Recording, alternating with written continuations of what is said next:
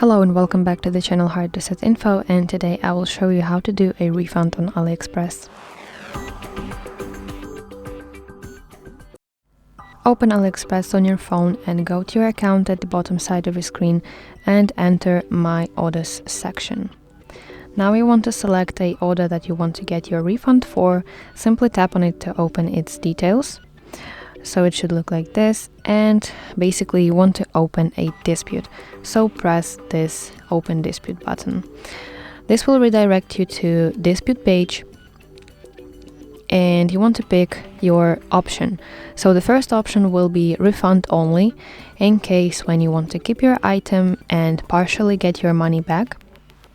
And the second option, refund and return item. You should select it in case when you want to send your item back and get full refund.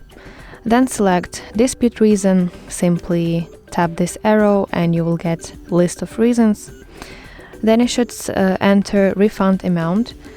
So enter full amount if your item didn't arrive at all, or enter partial refund amount if your item arrived but it's damaged, wrong, fake, etc. And explain your problem right here in this box, why you're basically requesting this refund.